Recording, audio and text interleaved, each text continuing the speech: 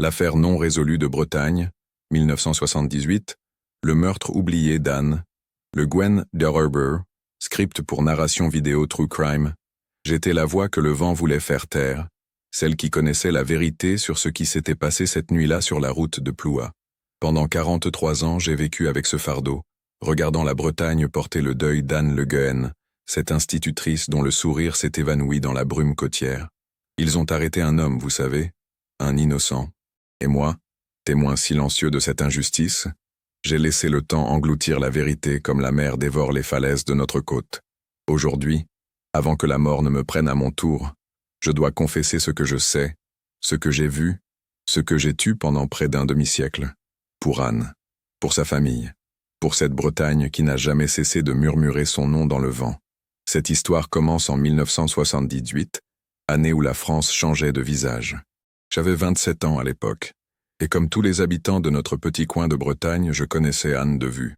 Elle était l'institutrice du village, celle qui enseignait aux enfants de Ploua depuis 5 ans déjà. Une figure familière, respectée, aimée, une femme qui n'aurait jamais dû disparaître. Le monde était différent alors, notre région encore plus. La Bretagne de 1978 n'était pas celle d'aujourd'hui, touristique et connectée. C'était une terre de traditions tenaces, de silences lourds et de mémoires longues. Notre coin de pays, niché entre la mer d'émeraude et les landes infinies, vivait encore au rythme des saisons, des marées et des vieilles superstitions. Les étrangers nous appelaient en les taiseux, ces Bretons au parler rare mais au regard qui en dit long. Et c'est peut-être ce silence ancestral qui a permis à cette affaire de s'enfoncer si profondément dans les couches de notre histoire collective. La Bretagne de 1978 se transformait pourtant. Les années 70 avaient apporté leur lot de changements, même dans nos campagnes reculées. La télévision entrait dans les foyers, amenant avec elle les images d'un monde en pleine mutation. Le président Valéry Giscard d'Estaing incarnait cette modernisation de la France, tandis que la jeunesse découvrait de nouvelles libertés.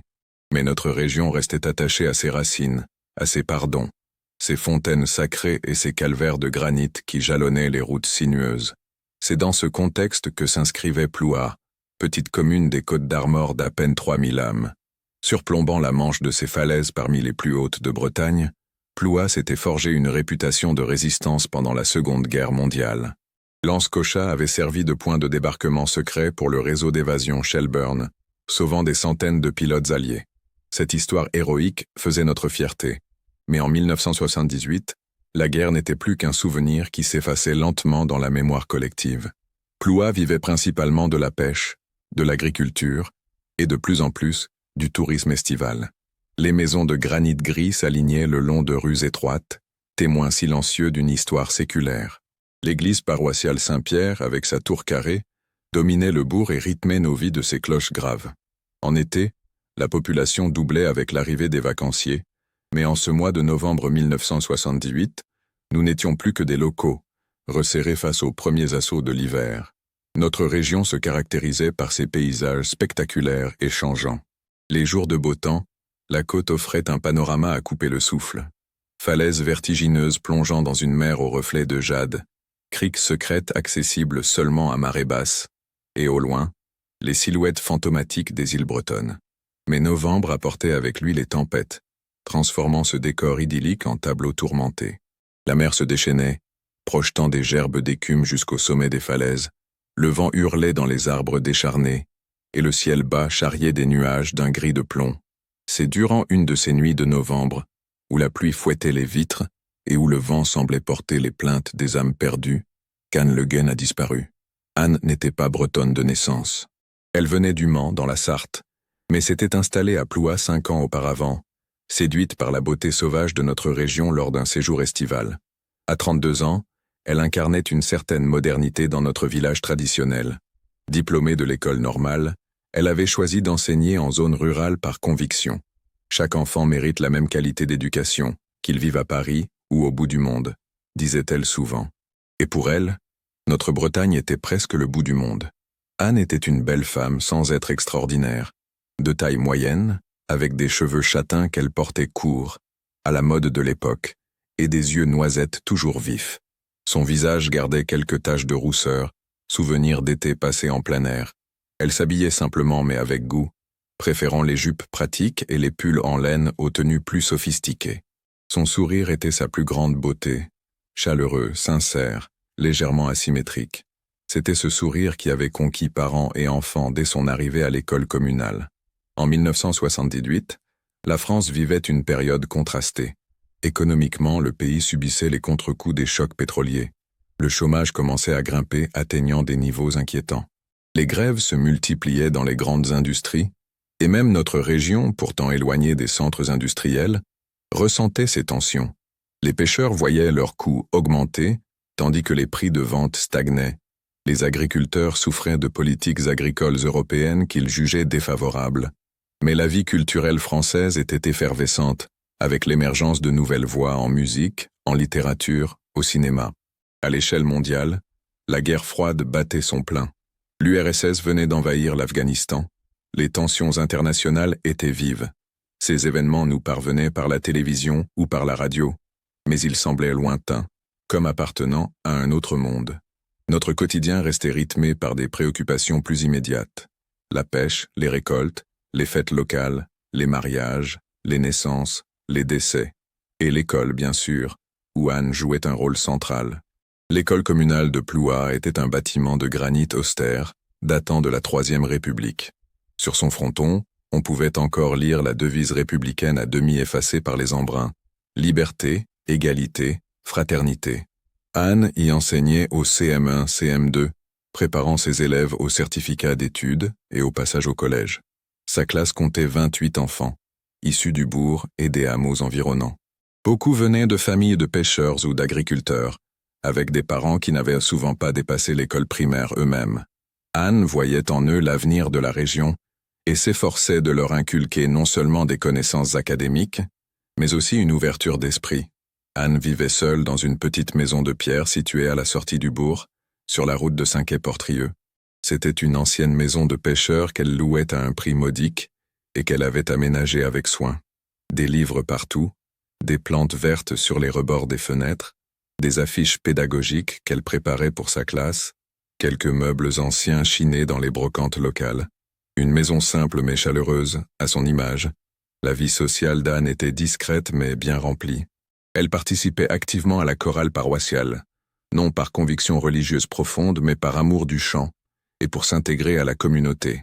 Elle fréquentait assidûment la bibliothèque municipale, où elle aidait bénévolement à organiser des lectures pour enfants le samedi matin. Elle avait noué quelques amitiés solides, notamment avec Marie Kerven, l'infirmière du village, et avec Jean et Yvonne Morvan, un couple d'instituteurs retraités qui l'avaient tout prise sous leur aile dès son arrivée. Sa vie sentimentale était plus mystérieuse. Anne n'était pas mariée, ce qui, à 32 ans, commençait à susciter des commentaires dans notre communauté traditionnelle. Certains lui prêtaient une liaison avec François Le Bihan, le jeune médecin récemment installé à Plouha, veuf depuis 2 ans. D'autres évoquaient un amour de jeunesse resté au Mans, une relation épistolaire qui aurait perduré malgré la distance. Anne restait évasive sur le sujet, se contentant de dire qu'elle attendait la bonne personne quand on l'interrogeait trop directement. Cette réserve, inhabituelle dans un village où chacun connaissait la vie de tous, alimentait les curiosités et parfois les médisances. En ce mois de novembre 1978, Anne traversait une période particulièrement active. Elle préparait avec enthousiasme le spectacle de Noël de l'école, ambitieux cette année-là. Une adaptation du Petit Prince de Saint-Exupéry, avec chant, danse et récitation. Elle avait également entamé des démarches pour un projet qui lui tenait à cœur, la création d'une bibliothèque scolaire mieux fournie. Elle avait écrit à l'Éducation nationale, sollicité des dons auprès des familles, et même organisé une vente de gâteaux pour récolter les premiers fonds. La veille de sa disparition, Anne avait assisté à une réunion pédagogique à Saint-Brieuc, le chef-lieu du département. Ces réunions trimestrielles rassemblaient les instituteurs du secteur pour discuter des nouvelles directives ministérielles et partager leurs expériences. Ce 14 novembre 1978, la réunion s'était prolongée plus que prévu. Les discussions sur les nouvelles méthodes d'apprentissage de la lecture ayant suscité de vifs débats. Il était près de 19 heures quand Anne avait pris congé de ses collègues, montant dans sa petite Renault 5 rouge pour les 30 kilomètres qui la séparaient de Plouha. Le temps s'était dégradé au cours de la journée. Une dépression atlantique balayait la côte bretonne, apportant des rafales à plus de 100 km/h et des pluies diluviennes. Radio France annonçait des risques de submersion sur le littoral et conseillait d'éviter les déplacements non essentiels. Mais Anne devait préparer sa classe pour le lendemain. Elle n'était pas du genre à s'absenter, même pour des conditions météorologiques extrêmes. La route entre Saint-Brieuc et Plouha, la départementale D786, serpente à travers la campagne bretonne avant de longer la côte sur plusieurs kilomètres. En temps normal, c'est un trajet agréable, offrant par endroits des panoramas spectaculaires sur la mer. Mais cette nuit-là, c'était un parcours dangereux. Chaussée détrempée, visibilité réduite à quelques mètres, bourrasques déstabilisant les véhicules, branches arrachées jonchant la route. Un trajet qui aurait normalement pris 40 minutes pouvait facilement durer 1 heure ou plus dans de telles conditions. Anne n'est jamais arrivée chez elle cette nuit-là. Ce sont les parents de Loïc Kerouac, l'un de ses élèves, qui ont donné l'alerte le lendemain matin. Inquiets de ne pas voir l'institutrice arriver à l'école, elle qui était habituellement là dès 7h30 pour préparer sa classe, ils ont contacté la gendarmerie vers 8h45. Les gendarmes, d'abord peu alarmés, ont suggéré qu'Anne avait peut-être eu un problème de voiture dû à la tempête et qu'elle avait dû passer la nuit chez des amis. Mais quand les appels à ses proches sont restés sans réponse, l'inquiétude a commencé à monter. La première patrouille a été envoyée pour vérifier le domicile d'Anne vers 10h. La maison était vide, rangée, avec sur la table de la cuisine une tasse et une assiette propre, prête pour un petit déjeuner qui n'avait jamais eu lieu. Son lit n'était pas défait. Son sac à main, ses clés, ses copies à corriger, tout ce qu'elle emportait habituellement, manquait. Il était évident qu'Anne n'était pas rentrée chez elle après la réunion. C'est à midi que la nouvelle a commencé à se répandre dans Plouha. Anne Le Guen, l'institutrice, avait disparu. Et avec elle, sa Renault 5 rouge que tout le monde connaissait dans le village. Les recherches officielles ont commencé cet après-midi-là, malgré des conditions météorologiques toujours difficiles. 2 équipes de gendarmes ont parcouru la D786, cherchant des traces d'accidents, vérifiant les fossés, les chemins adjacents, les aires de repos. Des volontaires du village se sont joints spontanément à ces recherches, formant des groupes qui ont sillonné les routes secondaires, criant le nom d'Anne dans le vent hurlant. Marie Kerven, sa plus proche amie, a contacté tous les hôpitaux de la région. En vain.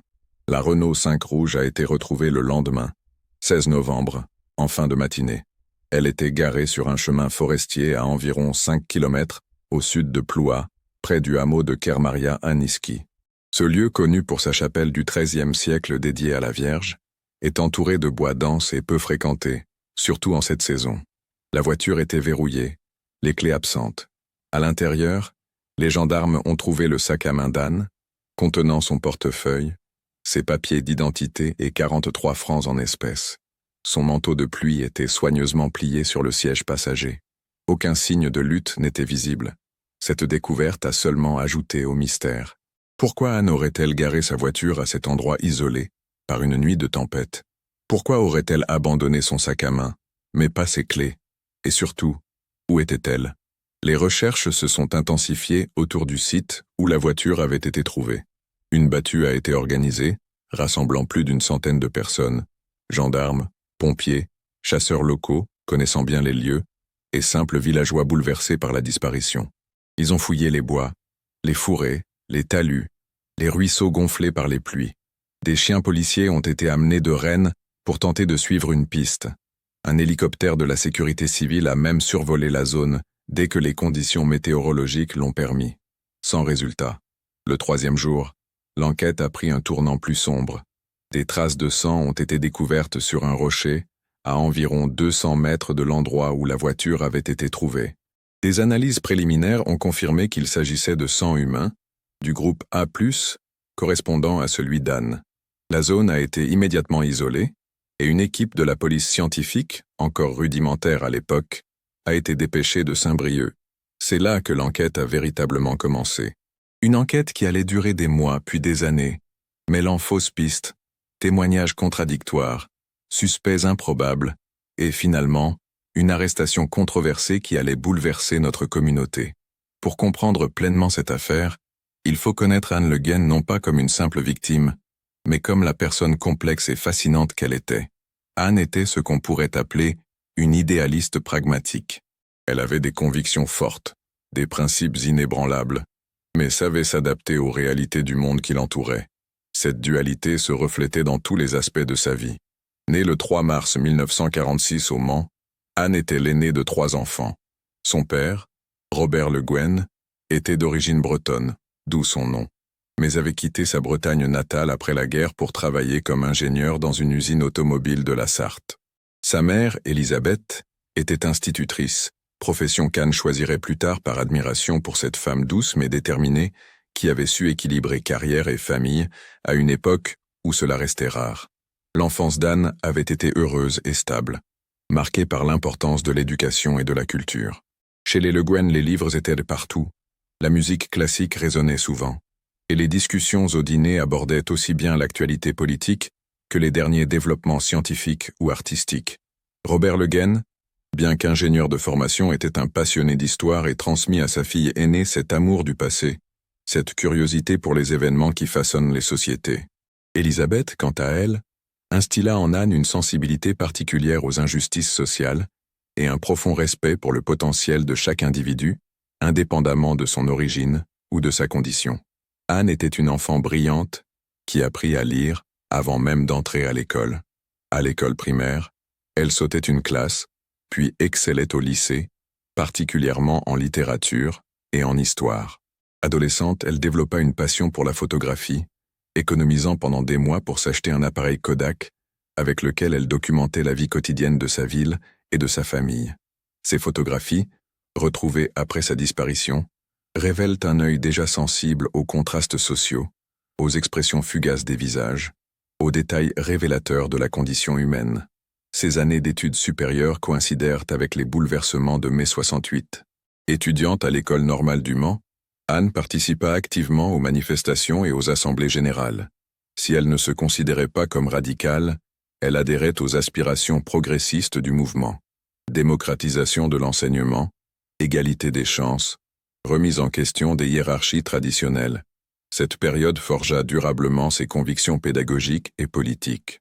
Elle en sortit convaincue que l'éducation était un levier essentiel de transformation sociale et que le rôle d'un enseignant allait bien au-delà de la simple transmission de connaissances. Diplômée en 1970, Anne enseigna d'abord dans la banlieue du Mans pendant 3 ans. Elle s'y fit remarquer par ses méthodes innovantes, encourageant l'expression libre des enfants et l'apprentissage par l'expérience plutôt que par la seule mémorisation. C'est durant cette période qu'elle développa une relation amoureuse avec Philippe Dumas, un collègue professeur de mathématiques. Leur relation, intense mais compliquée par des divergences sur leurs projets d'avenir, prit fin en 1973. Cette rupture douloureuse poussa Anne à chercher un nouveau départ, loin de la ville qui abritait tant de souvenirs. L'été 1973, elle visita la Bretagne pour la première fois depuis son enfance, parcourant la côte à bord de sa 2CV. C'est lors de ce voyage qu'elle découvrit Ploua et ses falaises vertigineuses. Elle tomba immédiatement amoureuse de ce paysage sauvage, de cette mer changeante, de cette lumière si particulière. Apprenant qu'un poste d'institutrice se libérait à l'école communale, elle posa immédiatement sa candidature. À la surprise générale, on s'attendait à ce que le poste soit attribué à un enseignant local. Elle fut sélectionnée, grâce à son excellent dossier et à une lettre de motivation particulièrement éloquente. Son installation à Ploua ne fut pas sans difficulté. Le village, bien que pittoresque, était profondément traditionnel, méfiant envers les étrangers, surtout une jeune femme célibataire et indépendante comme Anne. Les premiers mois furent solitaires, ponctués d'interactions polies mais distantes avec les habitants. Certains parents d'élèves s'inquiétaient de ses méthodes pédagogiques, jugées trop modernes ou trop laxistes. D'autres critiquaient ses tenues, son accent qui n'était pas du cru ou le simple fait qu'elle vivait seule. Anne persévéra, convaincue que le temps et la constance de son engagement finiraient par la faire accepter. Et elle avait raison. Progressivement, les résultats de ses élèves parlèrent pour elle. Des enfants auparavant réticents à l'école montraient un nouvel enthousiasme. Des élèves en difficulté faisaient des progrès surprenants grâce à l'attention personnalisée qu'elle leur accordait. Anne ne comptait pas ses heures, restant souvent après la classe pour aider ceux qui en avaient besoin ou organisant des sorties éducatives le week-end. Elle visitait régulièrement les familles, écoutait leurs préoccupations, s'adaptait à leur réalité. Ce dévouement finit par émouvoir même les plus sceptiques. Au bout de 2 ans, Anne n'était plus l'étrangère, mais notre institutrice, celle qu'on saluait chaleureusement au marché, qu'on invitait aux fêtes familiales, à qui on offrait des produits frais de son jardin ou de sa pêche. Sa maison devint un lieu de vie où se croisaient élèves venus chercher des conseils, parents discutant d'orientation, ou simplement amis partageant un repas simple et une conversation animée. Psychologiquement, Anne était une femme d'une remarquable stabilité émotionnelle, dotée d'une intelligence tant intellectuelle qu'émotionnelle.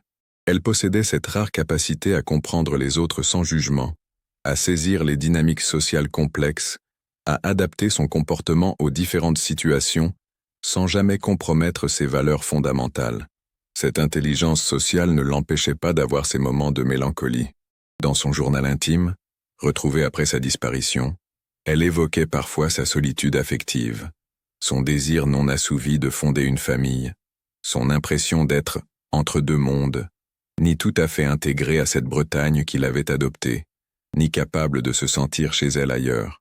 Elle écrivait aussi sur ses doutes professionnels, se demandant si ses efforts faisaient réellement une différence, si l'école pouvait vraiment changer le destin des enfants qu'elle éduquait. Ces moments d'introspection critique alternaient avec des périodes d'enthousiasme intense, où Anne débordait de projets et d'énergie. Elle était particulièrement créative au printemps et en début d'automne, saison où la luminosité changeante de la Bretagne semblait stimuler son imagination.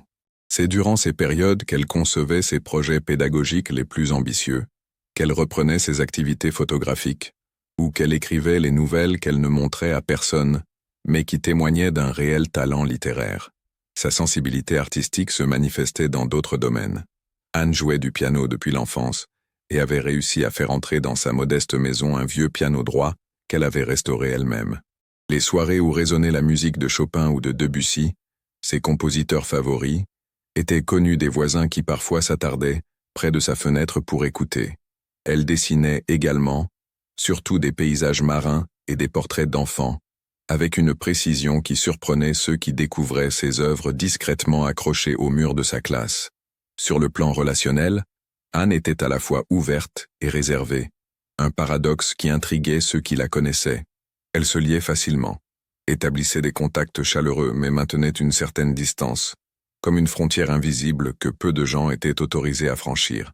Ses amitiés, peu nombreuses mais profondes, se construisaient sur la durée, fondées sur des affinités intellectuelles ou des engagements partagés plutôt que sur des circonstances fortuites. Sa relation la plus proche à Plouha était celle qu'elle entretenait avec Marie Kerven, l'infirmière du village. Marie, bretonne pure souche mais ouverte d'esprit grâce à ses années d'études à Paris, avait immédiatement sympathisé avec Anne. Les deux femmes, du même âge et partageant de nombreuses valeurs, étaient devenues inséparables. Elles se retrouvaient chaque vendredi soir pour un dîner en tête-à-tête, alternant entre leurs domiciles respectifs, où elles discutaient de tout et de rien jusqu'à des heures indues. C'est Marie qui connaissait le mieux les espoirs et les craintes d'Anne, ses joies et ses blessures passées. Une autre relation significative était celle qu'Anne entretenait avec les Morvan, couple d'instituteurs retraités qui avaient enseigné à l'école de Plouha pendant plus de 30 ans. Jean et Yvonne, alors septuagénaires, avaient pris Anne sous leur aile dès son arrivée, lui offrant conseils professionnels, soutien moral et une forme de présence parentale qui lui manquait, ses propres parents vivant toujours au Mans et ne visitant que rarement. Anne passait souvent ses dimanches chez les Morvan, participant à leurs déjeuners familiaux, aidant au jardin ou simplement lisant dans leur véranda pendant que le couple faisait sa sieste rituelle. Quant à sa vie sentimentale après son installation à Plouha, elle restait un sujet de spéculation dans le village. Anne avait eu quelques relations, discrètes mais remarquées dans une petite communauté où peu de choses restaient vraiment privées. On lui avait connu une brève histoire avec Yann Rioux, un jeune marin pêcheur au charme rugueux qui passait la moitié de l'année en mer. Plus récemment, les rumeurs évoquaient un rapprochement avec François Le Bihan, le médecin veuf récemment installé, bien que ni Anne ni François n'aient jamais confirmé la nature exacte de leur relation. Ce qui est certain, c'est qu'Anne avait écrit dans son journal quelques semaines avant sa disparition qu'elle espérait enfin avoir trouvé la personne avec qui construire une vie.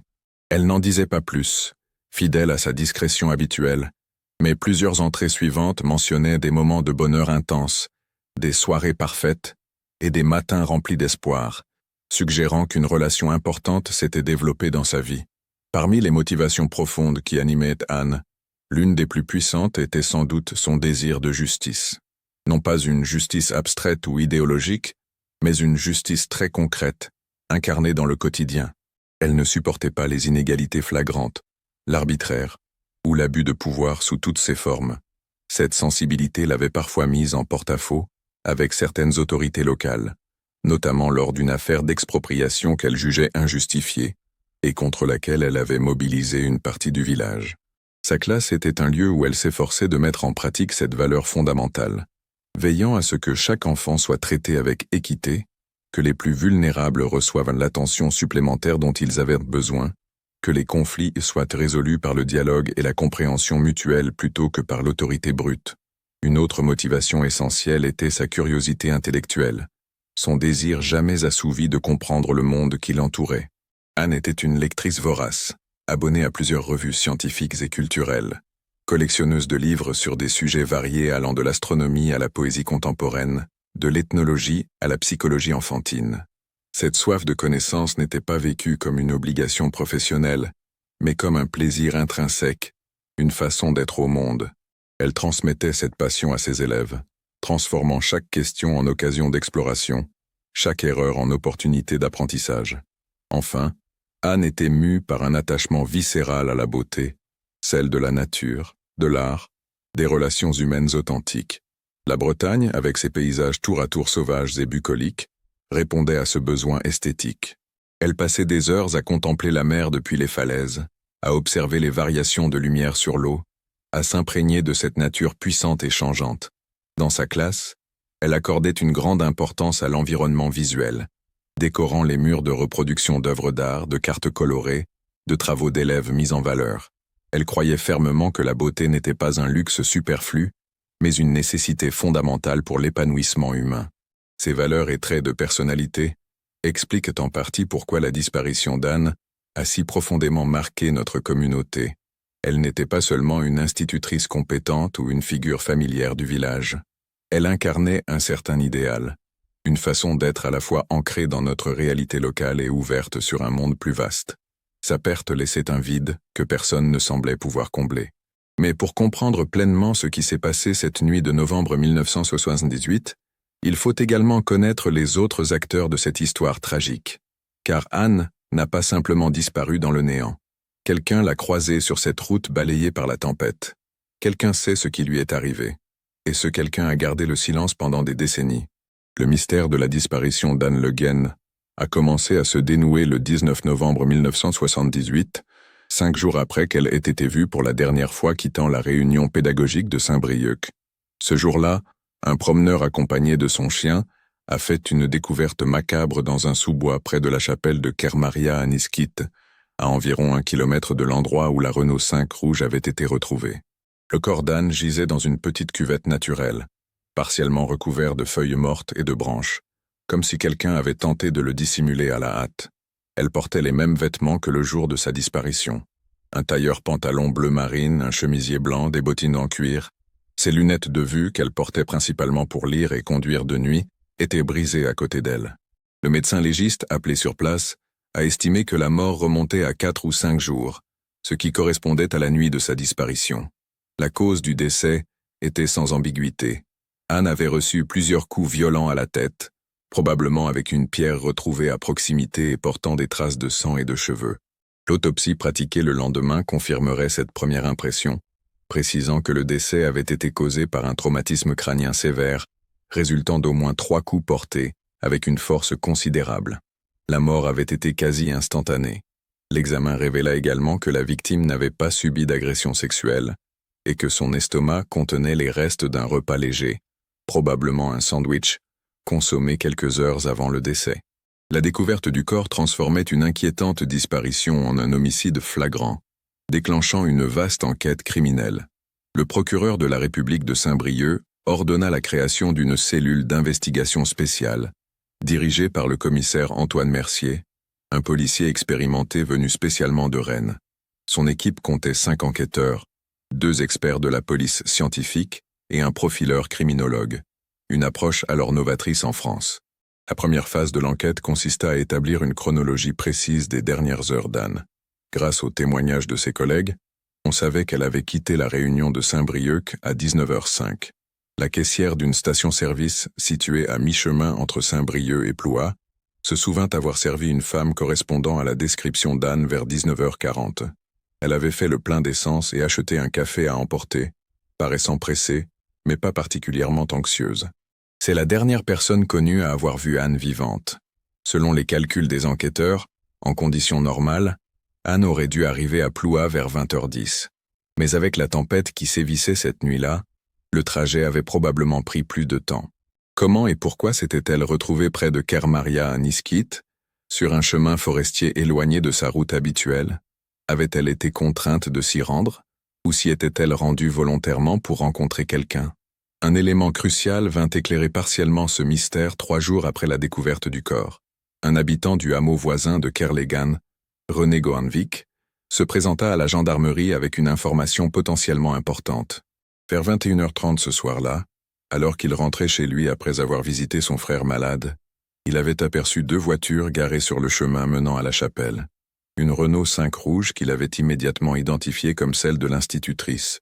Il avait eu plusieurs entretiens avec elle concernant les difficultés scolaires de son petit-fils, et une fourgonnette blanche qu'il ne reconnaissait pas. La tempête faisait rage et la visibilité était très mauvaise, mais il était formel quant à ce qu'il avait vu. Il n'avait pas signalé cette observation plus tôt car il ne voulait pas s'immiscer dans les affaires des autres, et ce n'est qu'en apprenant le meurtre qu'il avait compris l'importance potentielle de son témoignage. Cette information orientait l'enquête vers l'hypothèse d'un rendez-vous planifié. Anne aurait délibérément rejoint quelqu'un à cet endroit isolé. Mais qui? Et pourquoi ce lieu particulier par une nuit de tempête? Les enquêteurs commencèrent à explorer systématiquement la vie d'Anne, cherchant des relations conflictuelles, des secrets potentiels ou des comportements inhabituels dans les jours précédant sa mort. Ils interrogèrent ses collègues, ses amis, ses voisins, ses connaissances. Marie Kerven, sa meilleure amie, fut particulièrement mise à contribution, passant plus de 10 heures en entretien avec les enquêteurs. C'est elle qui révéla qu'Anne semblait préoccupée depuis quelques semaines, alternant entre excitation et inquiétude, sans toutefois préciser la cause de ses émotions contrastées. Marie mentionna également qu'Anne avait reçu plusieurs appels téléphoniques qui la laissaient pensive, appels dont elle refusait de discuter, disant simplement qu'il s'agissait d'une vieille histoire qui ressurgissait. Le journal intime d'Anne, récupéré à son domicile, aurait pu fournir des indices précieux, mais les entrées des dernières semaines étaient étrangement cryptiques, faisant référence à une décision impossible à reporter et à une vérité qui devait être révélée, quelles qu'en soient les conséquences. Des phrases comme « Je ne peux plus vivre dans ce mensonge » ou « S'il savait, comprendrait-il » suggéraient un dilemme moral profond, mais sans en préciser la nature. Les enquêteurs s'intéressèrent également aux relations sentimentales d'Anne. François Le Bihan, le médecin avec qui on lui prêtait une liaison, fut longuement interrogé. Il admit avoir développé des sentiments pour Anne et avoir partagé plusieurs dîners en tête-à-tête avec elle au cours des 2 derniers mois, mais n'y a toute relation formelle. Il fournit un alibi solide pour la nuit du meurtre. Il était en visite chez un patient âgé souffrant d'une pneumonie sévère, présence confirmée par la famille du patient, et une infirmière de garde. Yann Rioux, le marin-pêcheur avec qui Anne avait eu une brève relation l'année précédente, fut également questionné. Leur rupture avait été orageuse selon plusieurs témoins, Yann ayant du mal à accepter la décision d'Anne de mettre fin à leur histoire. Certains l'avaient vu ivre au café du port, menaçant de lui faire regretter de l'avoir quitté. Mais Yann était en mer depuis 2 semaines au moment du meurtre, à bord d'un chalutier avec 10 autres marins qui confirmèrent sa présence continue. L'enquête s'orienta alors vers une piste plus inattendue. En examinant les relevés téléphoniques d'Anne, les enquêteurs découvrirent plusieurs appels récents vers et depuis Le Mans, sa ville natale. Le dernier, reçu chez elle la veille de la réunion pédagogique, avait duré près d'1 heure. Le numéro correspondait à Philippe Dumas, son ancien compagnon, dont elle s'était séparée 5 ans plus tôt. Contacté au Mans, Philippe Dumas confirma avoir repris contact avec Anne environ 3 mois auparavant, à l'occasion du décès de leur ancien directeur d'école. Ce qui avait commencé comme une simple conversation de circonstance s'était transformé en échange régulier, ravivant apparemment d'anciens sentiments. Philippe avait même évoqué la possibilité de demander une mutation en Bretagne pour se rapprocher d'elle. Mais il nia catégoriquement avoir rencontré Anne la nuit de sa mort. affirmant être resté au Mans où il avait participé à une réunion de parents d'élèves jusqu'à 22h30, suivi d'un verre avec des collègues dans un bar du centre-ville jusqu'à minuit passé. Plusieurs témoins confirmèrent cette version. Une autre piste émergea lorsque Marie Kerven révéla qu'Anne s'était récemment intéressée de près à un fait divers local datant des années 1960. La disparition jamais élucidée d'une jeune fille de 16 ans, Manon Cadoret, originaire d'un village voisin. Anne avait passé plusieurs soirées à la bibliothèque municipale à consulter de vieux journaux locaux relatant cette affaire, et avait même pris rendez-vous avec le journaliste retraité qui avait couvert l'événement à l'époque. Selon Marie, Anne semblait persuadée d'avoir découvert quelque chose d'important concernant cette vieille affaire, quelque chose qui changerait beaucoup de choses à Ploua, selon ses propres mots. Ce journaliste, Louis Kervern, alors âgé de 68 ans, confirma avoir rencontré Anne environ 3 semaines avant sa mort. Elle l'avait interrogé en détail sur l'affaire Cadoret, particulièrement intéressée par les personnes impliquées dans l'enquête initiale. Anne lui avait confié avoir une théorie sur ce qui était arrivé à Manon, mais n'avait pas voulu la partager tant qu'elle n'aurait pas recueilli davantage de preuves. Kervern se souvenait qu'elle avait pris des notes détaillées et photographié certains articles qu'il conservait dans ses archives personnelles. Ces notes et photographies n'avaient pas été retrouvées chez Anne. Cette révélation orientait l'enquête vers une nouvelle hypothèse. Et si Anne avait été tuée non pas pour ce qu'elle était, mais pour ce qu'elle savait ou croyait savoir? Avait-elle découvert des informations compromettantes liées à cette ancienne disparition? Des informations que quelqu'un voulait à tout prix garder secrètes? Les enquêteurs se plongèrent dans les archives de l'affaire Cadoret. Manon, lycéenne prometteuse et fille du pharmacien local, avait disparu en rentrant d'une fête de village en juin 1962. Les soupçons s'étaient portés sur un ouvrier agricole aux antécédents de petite délinquance. Mais l'homme avait un alibi partiel, et l'enquête n'avait jamais abouti. Manon n'avait jamais été retrouvée, et l'affaire était restée officiellement non résolue. Plusieurs personnes impliquées dans cette histoire étaient encore vivantes, et résidaient toujours dans la région, notamment Henri Cadoret, le père de Manon, désormais retraité, et Alain Trémel, l'enquêteur principal de l'époque, devenu par la suite maire d'une commune voisine.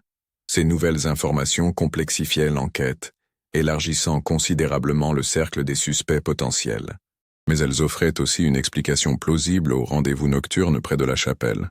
Anne avait peut-être été attirée là par quelqu'un prétendant détenir des informations sur l'affaire Cadoret. 1 mois après la découverte du corps, l'enquête semblait pourtant piétiner. La police avait accumulé des informations, des hypothèses, mais aucune piste décisive. C'est alors qu'un nouvel élément vint relancer les investigations de façon spectaculaire. Un appel anonyme à la gendarmerie de Ploua signala la présence d'une fourgonnette blanche dissimulée sous des branchages dans un hangar abandonné, à environ 15 km du lieu du crime.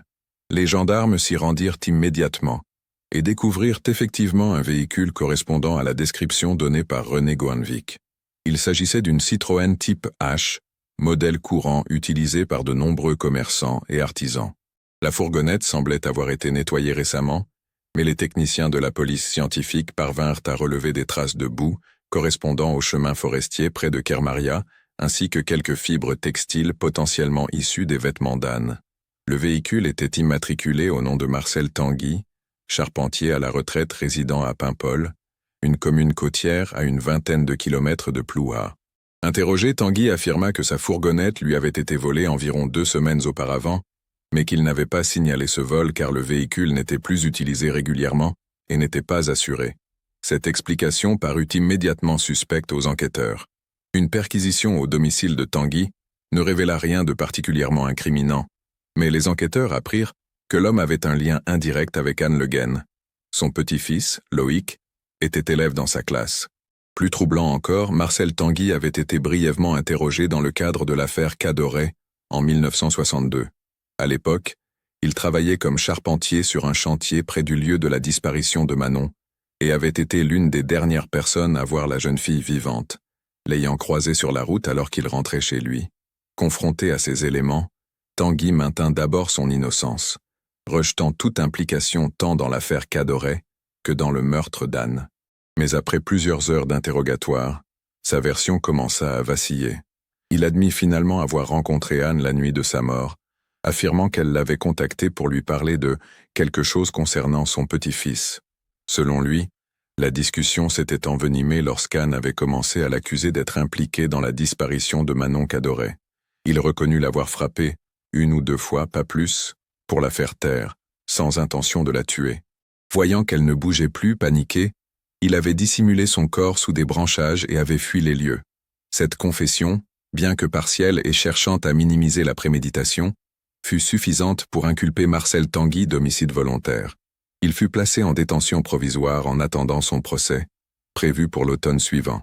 L'arrestation de Tanguy bouleversa notre communauté.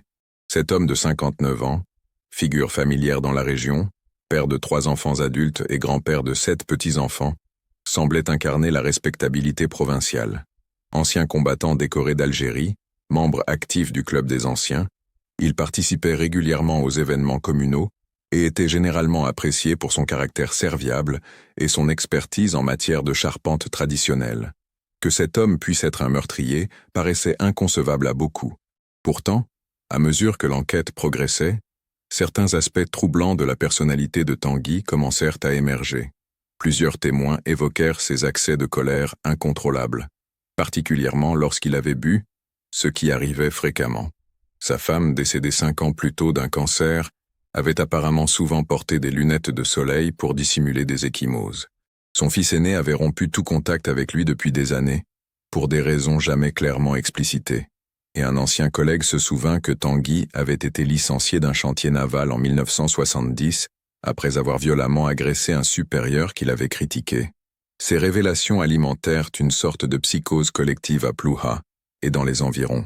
Si un homme apparemment ordinaire pouvait cacher une telle violence, qui d'autres parmi nos voisins, nos amis, nos commerçants habituels, dissimulait une face obscure? La méfiance s'installa, les rumeurs se multiplièrent, les vieilles querelles de voisinage prirent une dimension sinistre. Notre communauté, autrefois soudée, se fragmentait sous l'effet de la peur et du soupçon. L'école communale fut particulièrement affectée. Les parents hésitaient à laisser leurs enfants s'y rendre seuls. Certains demandèrent eux-mêmes des transferts vers d'autres établissements. La remplaçante d'Anne, une jeune enseignante tout juste sortie de l'école normale, fut accueillie avec une froideur teintée de méfiance. Les projets initiés par Anne, le spectacle de Noël, la bibliothèque scolaire, furent abandonnés, comme si poursuivre ces activités aurait constitué une forme de trahison ou de manque de respect envers sa mémoire. Le procès de Marcel Tanguy s'ouvrit le 12 novembre 1979, presque 1 an jour pour jour après le meurtre d'Anne. Pendant 5 jours, la cour d'assises de Saint-Brieuc fut le théâtre d'un déballage public qui captiva toute la région. Les journaux locaux consacrèrent leurs unes à l'affaire, et même la presse nationale envoya des correspondants pour couvrir ce fait divers qui cristallisait les tensions entre tradition rurale et modernité, entre secrets enfouis et vérité dévoilée. Tanguy maintint sa version des faits. Il avait bien rencontré Anne cette nuit-là, mais c'était elle qui avait insisté pour ce rendez-vous tardif et isolé. Elle l'accusait d'être impliquée dans la disparition de Manon Cadoret et menaçait de rendre publiques ses preuves si Tanguy ne lui révélait pas ce qu'il savait. La discussion avait dégénéré, Anne devenant de plus en plus agressive selon lui, l'accusant d'avoir détruit la vie de cette pauvre fille. C'est alors qu'il l'aurait frappée, perdant momentanément le contrôle sous l'effet de la colère et de l'alcool qu'il avait consommé plus tôt dans la soirée. L'accusation, dirigée par un procureur déterminé, présenta une toute autre version. Selon elle, Tanguy avait délibérément attiré Anne dans un piège, prétextant détenir des informations sur l'affaire qui l'intéressait. Son objectif était de la faire taire, car Anne avait effectivement découvert des éléments compromettants sur son rôle dans la disparition de Manon. La préméditation était établie par plusieurs éléments. Le choix d'un lieu isolé, par une nuit de tempête où les témoins potentiels seraient rares. L'utilisation d'une fourgonnette empruntée à un ami plutôt que de son propre véhicule. Et la violence des coups portés, incompatible avec une simple perte de contrôle momentanée. Les témoins défilèrent à la barre, certains soutenant le portrait d'un homme travailleur et respectable présenté par la défense, d'autres évoquant sa violence latente et ses comportements troublants. Marie Kerven décrivit les recherches d'Anne sur l'affaire Cadoret et sa conviction croissante d'avoir découvert quelque chose d'important. Louis Kervern, le journaliste retraité, confirma l'intérêt de la jeune institutrice pour cette vieille affaire et sa détermination à faire éclater une vérité longtemps occultée. Le témoignage le plus attendu fut celui d'Henri Cadoret, le père de Manon, désormais âgé de 75 ans. Marqué par des décennies de chagrin et d'incertitude, cet homme au visage creusé par le temps raconta comment le meurtre d'Anne avait ravivé sa douleur, lui faisant revivre la disparition de sa fille, comme si elle datait de la veille. Il confirma qu'Anne était venue le voir quelques semaines avant sa mort, lui posant des questions précises sur les circonstances de la disparition de Manon et sur les personnes présentes à la fête de village ce soir-là. Anne lui avait paru particulièrement intéressée par Marcel Tanguy, demandant s'il avait déjà montré des comportements inappropriés envers Manon avant sa disparition. Cadoret avait répondu que Tanguy avait effectivement parfois des regards insistants envers sa fille lorsqu'elle venait à la pharmacie, mais qu'il n'avait jamais pensé qu'il puisse être impliqué dans sa disparition. Les experts médico-légaux confirmèrent que les blessures d'Anne étaient compatibles avec au moins 3 coups violents portés avec une pierre, suggérant une intention homicide plutôt qu'un simple accès de colère. Les analyses des fibres trouvées dans la fourgonnette établirent un lien formel avec les vêtements d'Anne. Les plaidoiries finales furent passionnées. L'avocat de la défense insista sur l'absence de preuves formelles d'un lien entre Tanguy et la disparition de Manon Cadoret, suggérant qu'Anne, emportée par son imagination et son désir de résoudre une énigme locale, avait construit une théorie infondée et avait provoqué un homme au tempérament certes difficile mais fondamentalement inoffensif. Il plaida l'homicide involontaire, résultant d'une altercation qui avait mal tourné. Le procureur, quant à lui, dépeint Tanguy comme un prédateur qui avait échappé à la justice pendant des décennies, d'abord pour la disparition présumée de Manon, puis pour le meurtre calculé d'Anne lorsqu'elle s'était trop approchée de la vérité. Il réclama la peine maximale, arguant que cet homme représentait un danger permanent pour la société. Après 6 heures de délibération, le jury rendit son verdict. Marcel Tanguy fut reconnu coupable d'homicide volontaire, avec préméditation, et condamné à 20 ans de réclusion criminelle. L'annonce fut accueillie par un silence pesant dans la salle d'audience, suivi de sanglots étouffés venant de la famille Tanguy. Cette condamnation aurait dû apporter un sentiment de clôture, de justice rendue, mais étrangement, ce ne fut pas le cas. Un malaise persistait, une impression diffuse que toute la vérité n'avait pas été révélée. Plusieurs éléments troublants n'avaient pas trouvé d'explication satisfaisante durant le procès. Pourquoi Anne, si elle soupçonnait Tanguy d'être un meurtrier, aurait-elle accepté de le rencontrer seul, de nuit, dans un lieu isolé? Qu'étaient devenues les notes et photographies qu'elle avait prises lors de ses recherches sur l'affaire Cadoret? Et surtout, quel était exactement le lien entre la disparition de Manon et le meurtre d'Anne, au-delà des suppositions et des théories? Ces questions sans réponse hantèrent Ploua pendant des années. Certains soutenaient que Tanguy était innocent, victime d'une erreur judiciaire basée sur des coïncidences malheureuses et des préjugés contre un homme au caractère difficile. D'autres étaient convaincus de sa culpabilité, mais pensaient qu'il n'avait pas agi seul, que d'autres personnes avaient été impliquées tant dans la disparition de Manon que dans le meurtre d'Anne. Des rumeurs persistantes évoquaient une conspiration locale impliquant des notables soucieux de protéger leur réputation et leurs secrets. Tanguy, pour sa part, maintint son innocence même après sa condamnation. Depuis sa cellule de la prison de Rennes, il continua à clamer qu'il n'avait jamais eu l'intention de tuer Anne, que tout n'était qu'un terrible accident né d'une confrontation qui avait dégénéré. Quant à l'affaire Cadoret, il niait catégoriquement toute implication, affirmant n'avoir jamais eu le moindre intérêt pour la jeune fille. La vie à Ploua tenta de reprendre son cours normal après le procès. L'école communale accueillit une nouvelle institutrice permanente, Madeleine Gourville, qui s'efforça avec tact de reprendre le flambeau d'Anne sans effacer sa mémoire. Une plaque commémorative fut installée dans la cour de l'école et une petite bourse d'études portant le nom d'Anne Le Guen fut créée pour aider les élèves méritants à poursuivre leurs études secondaires. Mais notre communauté restait profondément marquée par cette tragédie. Les regards suspicieux, les conversations qui s'interrompaient à l'approche d'un étranger, la réticence à évoquer certains sujets ou certaines personnes, tous ces petits signes trahissaient une blessure collective qui refusait de cicatriser complètement. Ploua était devenue une ville où les ombres semblaient plus épaisses, où les silences portaient un poids particulier. Et puis, 16 ans plus tard, en 1995, survint un événement qui allait rouvrir toutes les blessures et remettre en question tout ce que nous pensions savoir sur cette affaire. Marcel Tanguy mourut en prison d'un cancer du poumon, sans avoir jamais reconnu pleinement sa culpabilité dans le meurtre d'Anne. Sur son lit de mort, il donna à son fils cadet, Erwan, une clé et une adresse, celle d'un garde-meuble à Paimpol, où il avait entreposé des affaires personnelles avant son arrestation. Parmi ces objets, Erwan découvrit une boîte métallique contenant des documents troublants, des coupures de presse concernant la disparition de Manon Cadoret, des photographies de la jeune fille visiblement prises à son insu, et plus inquiétant encore, un petit carnet bleu qui semblait avoir appartenu à Manon, avec des entrées datant de quelques jours avant sa disparition. Ces découvertes suggéraient fortement que Tanguy avait bien été impliqué dans cette affaire, contrairement à ce qu'il avait toujours prétendu. Mais la boîte contenait également autre chose. Une lettre manuscrite de Marcel Tanguy, datée de la veille de son procès, adressée à celui qui sait la vérité, qui sait. Dans cette lettre, Tanguy reconnaissait avoir frappé Anne dans un accès de colère, mais affirmait n'être arrivé sur les lieux qu'après qu'elle ait déjà rencontré une autre personne, quelqu'un qui, selon lui, avait bien plus de raisons de craindre les révélations d'Anne.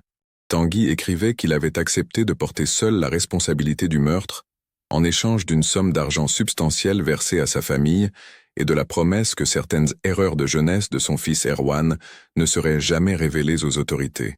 La lettre ne nommait pas explicitement ce mystérieux commanditaire, se contentant de vagues allusions à une personne influente et à celui qui tire les ficelles à Ploua depuis des années. Mais un détail était particulièrement troublant. Tanguy mentionnait que cette personne possédait le reste des documents d'Anne, ceux qu'elle avait recueillis sur l'affaire Cadoret et qui n'avaient jamais été retrouvés. Cette révélation posthume jeta un nouvel éclairage sur toute l'affaire. Si Tanguy disait vrai, et la découverte des objets liés à Manon donnait une certaine crédibilité à ses affirmations, alors le véritable instigateur du meurtre d'Anne courait toujours. Plus troublant encore, il s'agissait probablement d'une personne occupant une position d'autorité ou jouissant d'une influence considérable dans notre petite communauté.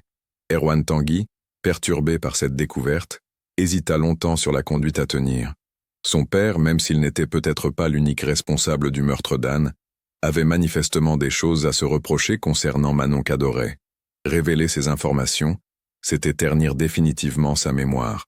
C'était aussi potentiellement mettre en danger sa propre famille, si la personne influente mentionnée par son père était toujours en mesure de nuire. Finalement, après 2 ans de tergiversation, Erwan se décida à contacter les autorités. Il remit l'ensemble des documents à un jeune juge d'instruction de Saint-Brieuc, Pascal Lamour, connu pour son intégrité et sa détermination. Lamour, conscient de la sensibilité de l'affaire, décida de rouvrir discrètement l'enquête sur le meurtre d'Anne Le Guen, sans publicité excessive mais avec la ferme intention d'aller au fond des choses. Cette nouvelle phase d'investigation se heurta immédiatement à des obstacles considérables. Certains protagonistes de l'affaire étaient décédés, d'autres avaient quitté la région. Les souvenirs s'étaient estompés ou déformés avec le temps. Les méthodes d'enquête des années 1970 paraissaient désormais rudimentaires aux yeux des policiers des années 1990, et de nombreux éléments qui auraient pu être cruciaux n'avaient pas été correctement préservés ou documentés. Malgré ces difficultés, le juge Lamour progressa méthodiquement. Il réinterrogea les témoins encore vivants, compara minutieusement les déclarations faites à l'époque avec les nouveaux témoignages, rechercha des incohérences ou des détails négligés. Il s'intéressa particulièrement aux personnes qui auraient pu avoir un mobile pour faire taire Anne, croisant ces informations avec celles qui occupaient des positions d'influence à Ploua, en 1978. Un nom commença à émerger de cette analyse. Alain Trémel. Cet ancien gendarme, qui avait dirigé l'enquête initiale sur la disparition de Manon Cadoret en 1962, avait ensuite quitté la gendarmerie pour se lancer en politique. Maire d'une commune voisine de 1971 à 1983, il était devenu conseiller général en 1975, poste qu'il occupait encore au moment du meurtre d'Anne.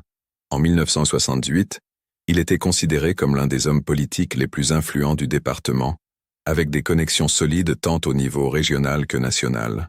Il avait pris sa retraite politique en 1995, quelques mois seulement avant la mort de Tanguy, et vivait désormais dans une propriété isolée près de Perros-Guirec. Ce qui rendait Trémel particulièrement suspect aux yeux du juge Lamour, c'était la façon dont l'enquête sur la disparition de Manon avait été menée sous sa direction. En réexaminant les archives, Lamour constata de nombreuses négligences et omissions troublantes. Des témoins potentiellement importants n'avaient pas été entendus. Des pistes prometteuses avaient été abandonnées sans explication. Certains rapports semblaient avoir été délibérément édulcorés. Plus significatif encore, Tremel avait rapidement orienté les soupçons vers l'ouvrier agricole aux antécédents de délinquance, malgré un alibi partiel, détournant l'attention d'autres suspects potentiels, dont Marcel Tanguy, qui n'avait été interrogé que très superficiellement. Un autre élément intrigant concernait la carrière politique de Tremel. Son ascension rapide avait surpris beaucoup de monde à l'époque, d'autant qu'il ne bénéficiait ni d'un réseau familial influent, ni d'une fortune personnelle significative. Certaines rumeurs évoquaient le soutien financier d'un entrepreneur local, Henri Giquel, qui avait miraculeusement obtenu plusieurs marchés publics importants après l'élection de Tremel comme maire. Or Giquel était l'oncle par alliance de Manon Cadoret et avait été brièvement soupçonné dans sa disparition, certains témoins l'ayant vu discuter avec la jeune fille peu avant qu'elle ne quitte la fête de village. Ces soupçons s'étaient rapidement évanouis, apparemment sur l'insistance de Tremel lui-même. Le juge Lamour tenta de retracer les mouvements de Tremel la nuit du meurtre d'Anne.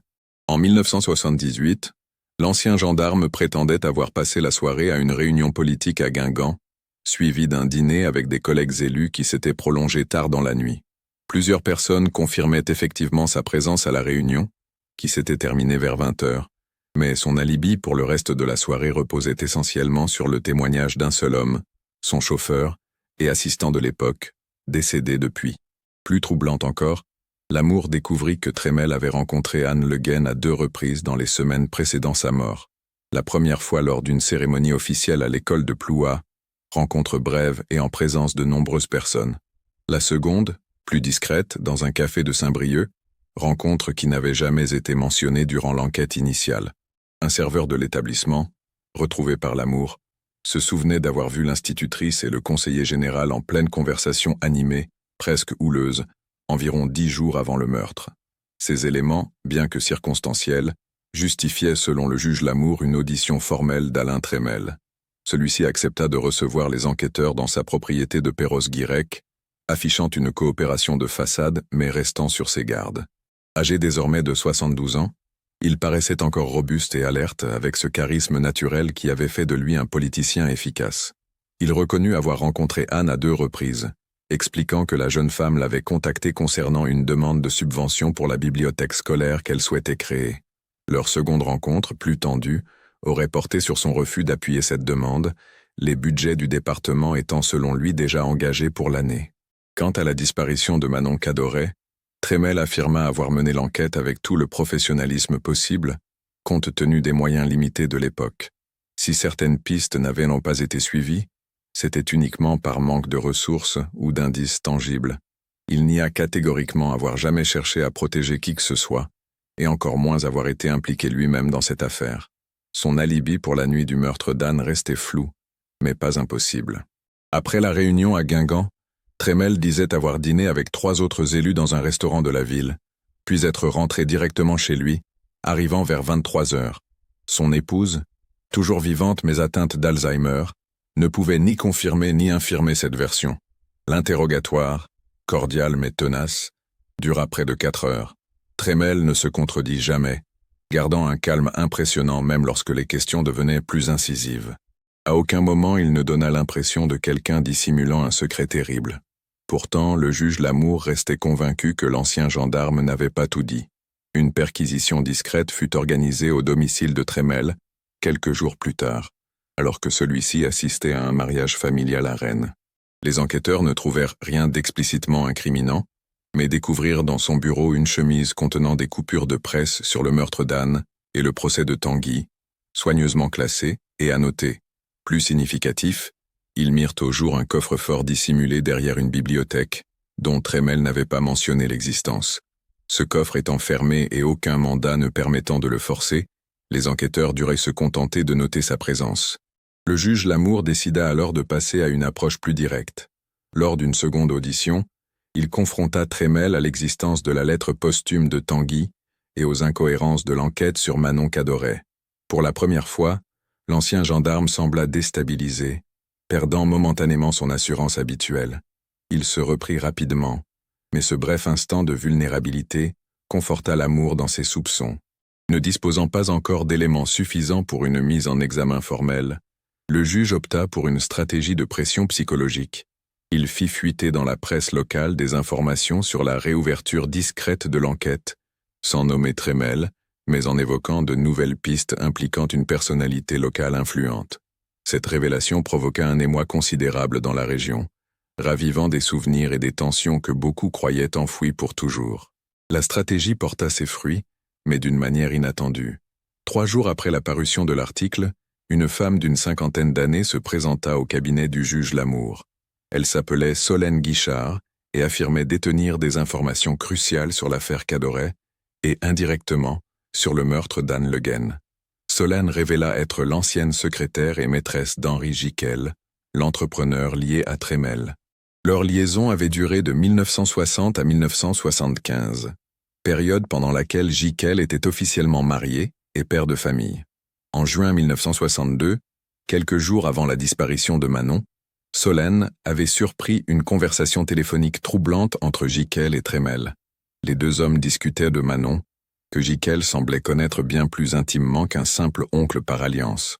Il évoquait des lettres compromettantes que la jeune fille menaçait de montrer à sa famille, et sa détermination à régler le problème avant qu'il ne soit trop tard. Tremel lui aurait alors conseillé de laisser faire les choses, et promis de s'occuper personnellement de l'affaire si nécessaire.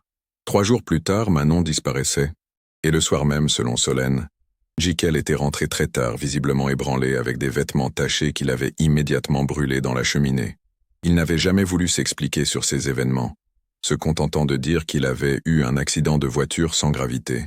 Les jours suivants, il s'était montré extrêmement nerveux, sursautant au moindre bruit, vérifiant constamment les informations dans les journaux locaux.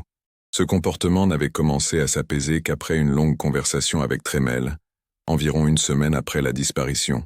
Solène n'avait jamais osé parler, par peur des représailles.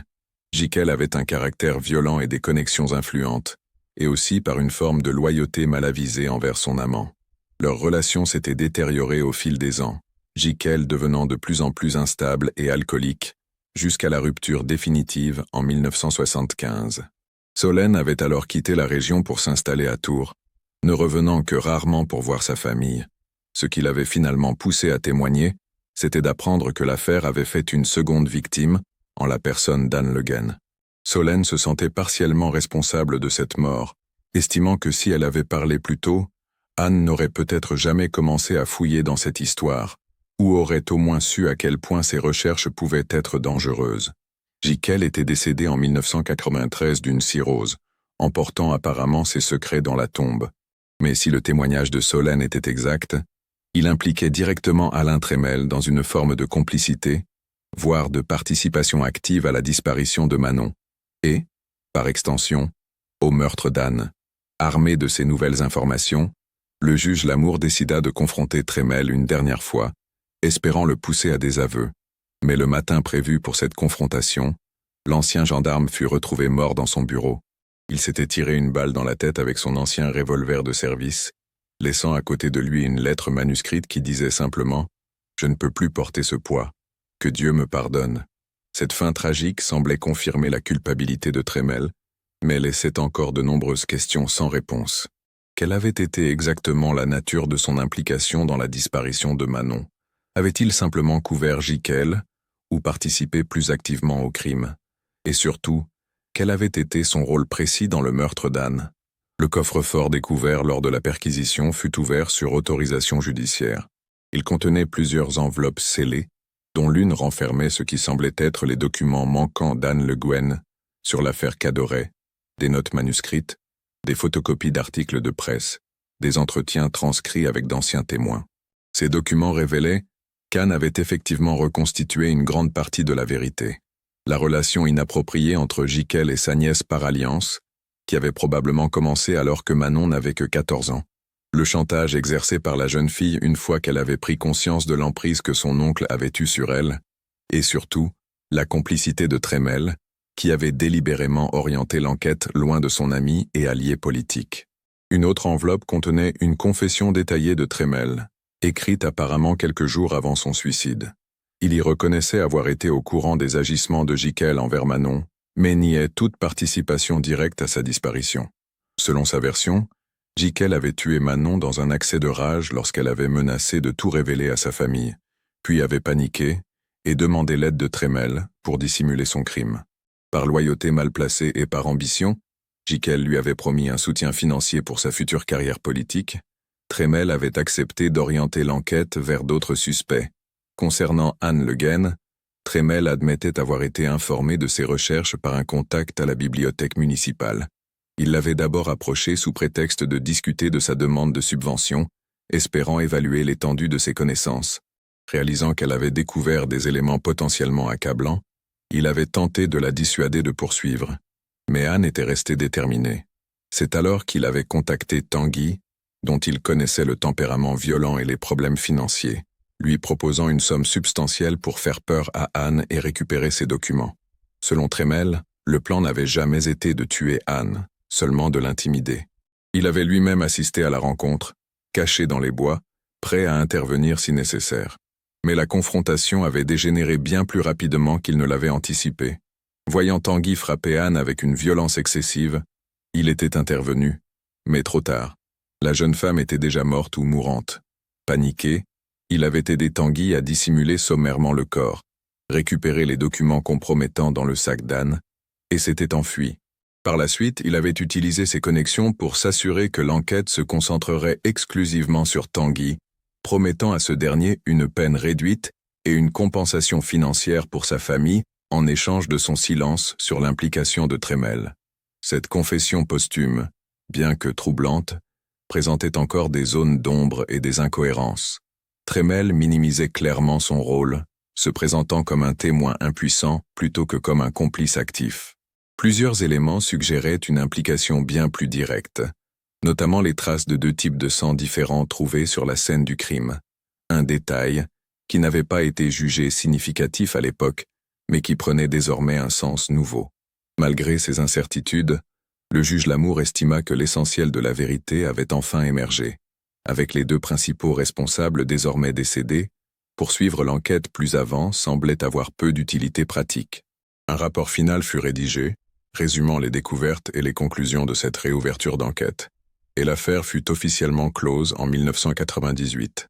La révélation publique de ces éléments provoqua un séisme dans notre communauté. Apprendre que 2 notables respectés avaient été impliqués dans des crimes aussi graves, que la justice avait été délibérément détournée, et que le véritable coupable avait pu prospérer pendant des décennies, tandis qu'un homme, certes violent mais essentiellement manipulé, avait purgé une longue peine à sa place. Tout cela ébranla profondément notre confiance collective dans les institutions et les figures d'autorité. Pour la famille d'Anne Le Guen, ces révélations apportaient une forme de clôture, mais aussi une nouvelle douleur. Savoir qu'Anne avait été tuée non pas lors d'une confrontation impulsive, mais dans le cadre d'un plan délibéré visant à la faire taire, rendait sa perte encore plus difficile à accepter. Ses parents, désormais âgés, ne vivaient pas assez longtemps pour voir cette dernière phase de l'enquête, mais son frère cadet assista à toutes les audiences et fit ériger une nouvelle pierre tombale pour sa sœur, portant l'inscription « Elle cherchait la vérité ». Elle l'a trouvée à un prix trop élevé. La famille Cadoret connut enfin une forme de réponse après 36 ans d'incertitude.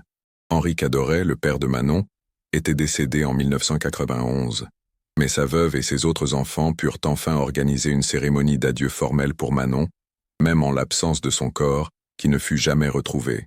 Une plaque commémorative fut installée au cimetière de Plouézec, leur village d'origine, à côté de la tombe d'Henri. Quant à Marcel Tanguy, son cas souleva des débats juridiques complexes. S'il n'avait pas tué Anne de sa propre initiative, il avait néanmoins porté les coups mortels et participé activement à la dissimulation du crime. Sa condamnation restait donc techniquement justifiée, mais le fait qu'il ait été manipulé et que sa peine ait été disproportionnée par rapport à celle de Tremel, qui n'en avait reçu aucune, soulevait de sérieuses questions d'équité. Sa famille engagea une procédure de réhabilitation partielle, qui aboutit en 2001 à une reconnaissance officielle des circonstances atténuantes et à une compensation financière modeste.